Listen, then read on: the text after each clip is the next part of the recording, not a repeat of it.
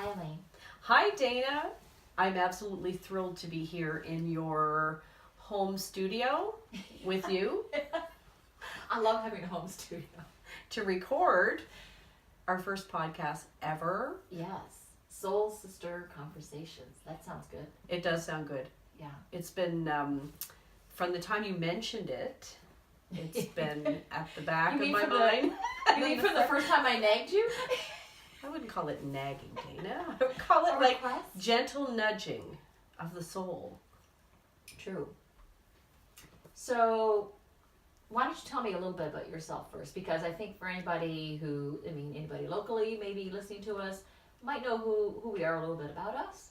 But there might be other people listening that don't. So I think there's a few people on the planet, Dana, who don't know us yet. So introduce yourself to the people my on the name is planet. Layne Shannon, and I live in a beautiful community in the eastern seaboard of Canada called Rossay. It's lovely. We have 4 beautiful seasons, and I'm married. I have 3 grown-up children, and my husband is a marine engineer on a ship, so we're busy family. And over the years, I needed something more than my family. Mm-hmm. And that led me to becoming an entrepreneur. It led me to all kinds of interesting adventures over the last, since 2000 I became a welcome wagon lady, and that sort of opened the doors. So for almost 19 years, I have been dabbling in different business experiences, which have led me on quite a fascinating journey. Mm. Yes. You want to tell us about any of those journeys? Or no? Oh, I think we'll save. It's like a book, Dana, which you've been pestering me to write for a while. That's true. So, Dana, tell me a little bit about yourself. Well, if I had to describe myself in terms of titles, in terms of what I do, I would call myself a leadership coach, author, speaker. But like yourself, I am a mom of 2 children, a son and a daughter, 16 and 18, almost 19. And my husband is a president of a industrial construction company.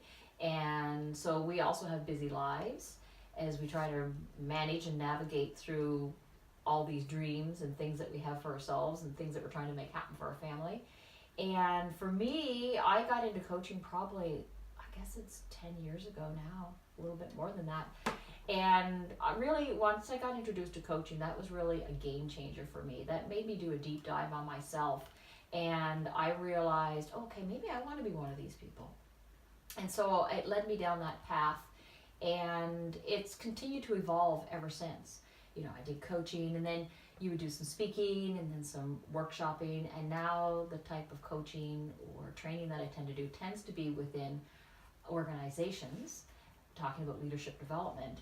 But as you know, I became an author at the end of 2017, and I wrote that book because I felt like I didn't want to move away completely from the life coaching piece, but I always wanted to write a book that had a little bit more of a soulful touch. So I wrote Soul Prescription, 101 Ways to Find Joy, Meaning, and Fulfillment.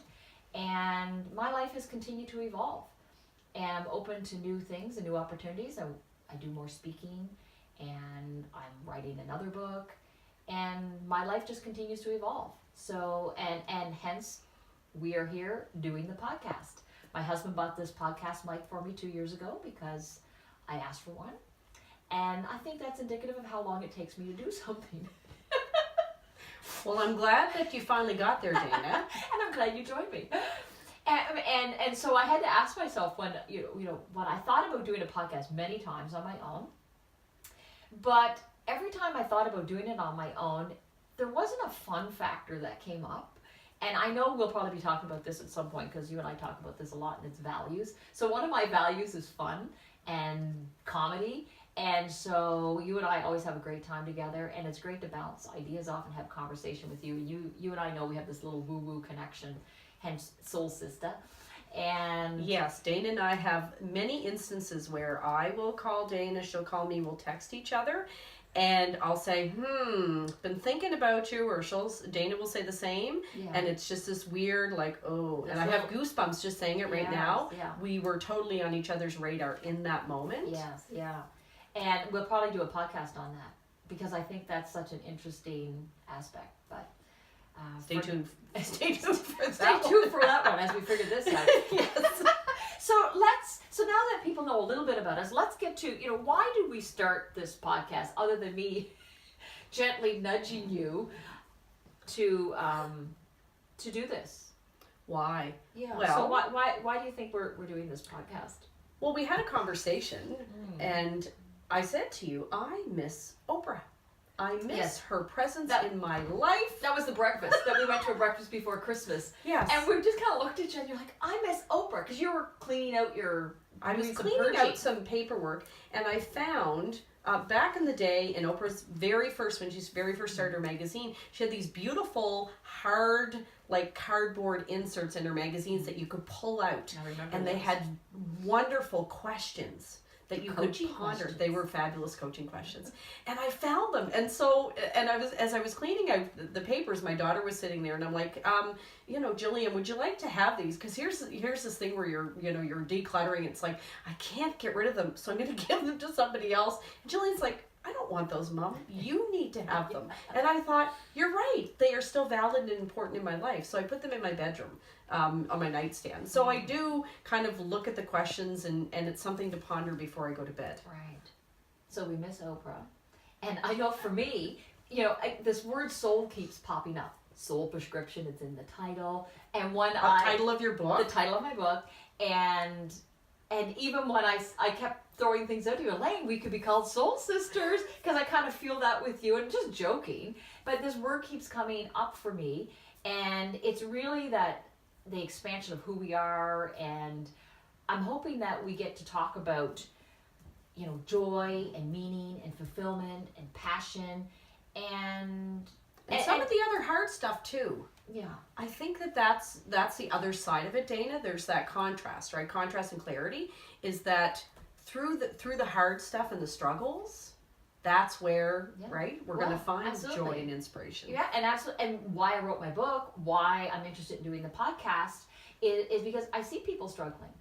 I've struggled too. No matter what it is, if you're trying to figure out what your passion is, or you're trying to figure out what job you should do, or what relationship you should be in, or whatever that is for you, people are struggling. And there's a lot going on, and we are bombarded in this world. And I'm hoping that this podcast will bring soulful, powerful ideas to people to make them think and be a little bit of an education. What are some takeaways for them to make them think about their lives, or maybe how to? So I'm looking forward to talking to other people about their expertise, and I think even just through some of our own conversations and things that we enjoy talking about. I like to help people find the next breadcrumb. Yeah, I know you talked about breadcrumbs. I do. Yeah. I love that. And sometimes we have absolutely no idea where we're going to go next. But if you can see that one little breadcrumb and you follow that, then it will lead you to the next and the next and the next. And next thing you know, you're walking out of the molasses. Sure. Yeah. I think it was yesterday, I just posted a little note on my Instagram that said, just take the next step.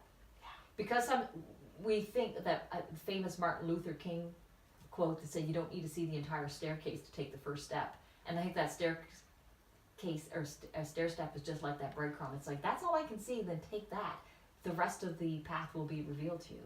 And so it sounds simple, but not always easy. No. Well, because, look at us trying to do this podcast. We spent an hour getting all the details. And for me, an hour today, but how many 2 years with this microphone sitting in a box? Yeah, it is, because part of it's exciting, and another piece that's absolutely terrifying because you're putting yourself out to the world. You are right. And people are going to scrutinize everything that you do, and it's okay. Oh, thanks. That's We're doing really it in spite right now. We're doing it all that, Dana, in spite of, no pressure at all. But you just do it. At some point, you just have to just do it. Yeah. And each time will be better than the last time. Absolutely. Yeah.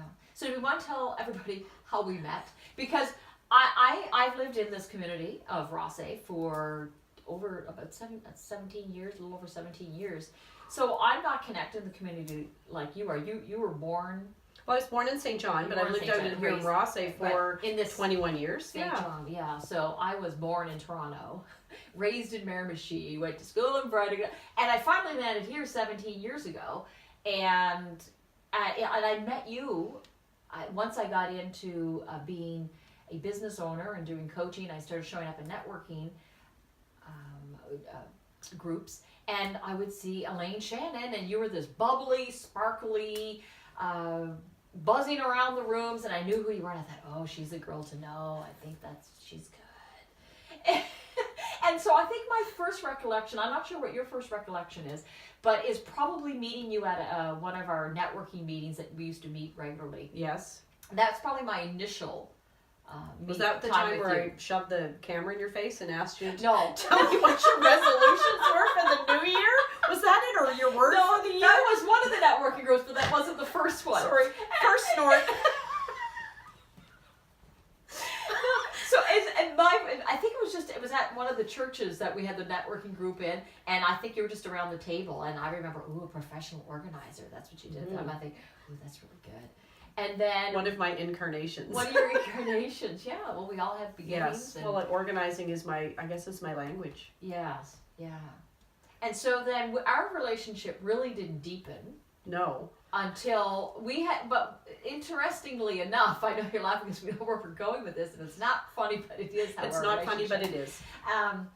So we had a coffee date set up. Yes. And I can't even remember how I asked her. I was probably nervous about asking you for a coffee Isn't date. that funny? Because I just thought you were like, oh, look at this coach. She's like so smart. And isn't Yeah. it funny how you have this fear of meeting somebody who you think is really interesting, Yes. and then once you meet them, you're like, oh my god, she's funny as hell. Yeah. They were just totally normal people. I was like, oh, professional organizer.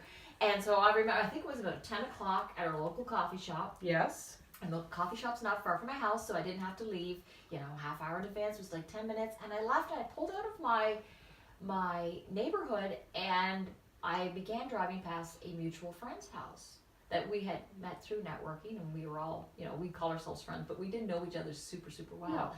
And We were acquaintances. And what did I see but smoke, black smoke, rolling out of her bedroom window? Her house was on fire, and there was a fireman on a ladder with his butt hanging out her window, and I'm like, oh my gosh. So I pulled over and called her, hoping she wasn't in her bedroom, and thank heaven she wasn't. She had left for the day, gone to work, and so we had agreed to meet back at her house that was on fire. But I had a meeting with you that you were waiting at a coffee shop. I was, and patiently. I was terrified that I'm like, oh my gosh, she's a professional organizer, and she is going to be upset that I am late and just abusing her time. And I am not that kind of person, and this is not a very good impression to make. And I remember walking into the Java booth and rushing across the floor, and I could see you sitting in the corner in the chair, and I thought, I don't know what to blurt out first, because I just want to make sure she knows. Sorry I'm late, there's a fire. Our friend's house is on fire. Oh my god. And I remember you crawling out of the chair, oh my gosh! And we both went down to where her house was and met her, and that's where I remember us sitting for the next 4 hours with her and another friend, and ridiculously sort of laughing and joking about this house that was on fire. I think she was in shock, and we were all like, oh we were all in shock. Yes. Yeah, we were all in shock. But that was that moment. We sat together those few hours, and then ever since then we just kind of met a lot and spent more time together and got to know each other a lot more. And have had lots of laughs and Oh my cries. gosh, the and laughs. Yeah, and interesting experience with mediums. The and laughs.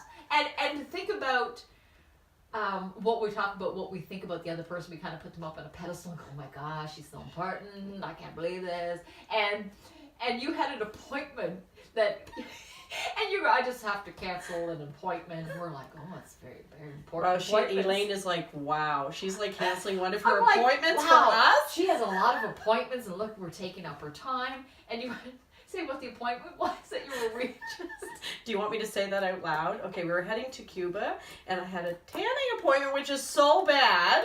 It's so bad, I can't believe I'm saying that out loud, that I had it. Oh. Anyways, that was an older, unwise Elaine that was doing that. But yes, I canceled my tanning appointment. It was more I thought, that there was all these, she's back to back to back, and she's got clients. Not that you were, but I just had this expectation in my head, and I'm cracking up. I'm like, she's changing her tanning appointment. But I think that, and that's what I think I began to appreciate about you and about our relationship. It was the authenticity. And we could laugh about those kinds of I know, things. because every time now I say I have an appointment, you'll say to me, is it for tan? Yeah, that's our appointment. And if we're on Yes. Facebook Messenger, I always send her the GIF with the tan mom that was in the Oh, that was something in the about news. Mary? Yeah, Oh, no, it was the one that was the. I think she was in the news and she was tanning a lot, and people were, we're going to take her child from her or something. But there's a GIF that has Yes. tan mom, and it has a bit of quote on it, and it says just a little bit more color. Yeah, we have great gift conversations. Yeah, we But do. that's fun. And I mean, I think that as women, as soul sisters, right? I think we're all, and that's the other part of, and our love of Brené Brown, is that we are hardwired for connection. And so when I'm, when I'm hanging out with you and we're laughing, and I'm thinking, this is what women want. Yeah. They are yearning. And remember the day that we were doing our writing group, and, we had like the tea and the cookies on the table, and we're writing, and how many questions do we have on what kind of cookies are you eating? Yes, I know. People were more interested in the fact that we were connecting than are we writing. Exactly. So people are really yearning, and I'm going to go back to our friend Oprah, who's sitting on the table here.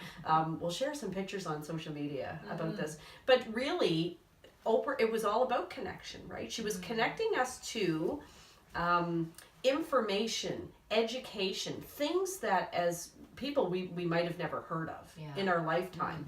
And I think for me, doing a podcast, it's really important to educate. Like, give somebody something that at the end they can take one little nugget or the breadcrumb, right? And you go, wow, I'm going to look that up.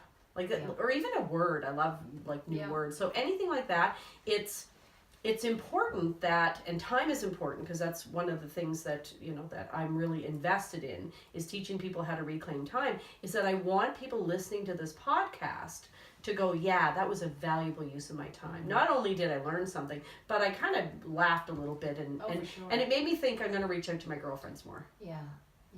And I think just, piggybacking on when we said we missed Oprah, because you and I both have listened to the Super Soul Conversations over and over again. Ad nauseum. And I miss having her on TV. Every day. Every day you could watch these great shows.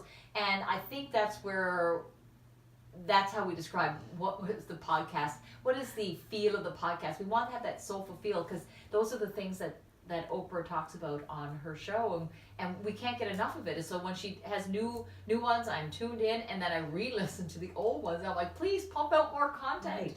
Yeah. So what do you do when there's a problem? So we collectively in our conversations felt like there was something missing. Yeah, well, I want to hear more kinds of conversations like that. And we thought, well, why shouldn't we bring them to the world? Why not? Let's dig that microphone out of that box that you got for Christmas 2 years ago, and let's put it to use. We have really no idea what we're doing. No, but we're doing that's it. That's okay. Yeah. That's okay. Yeah.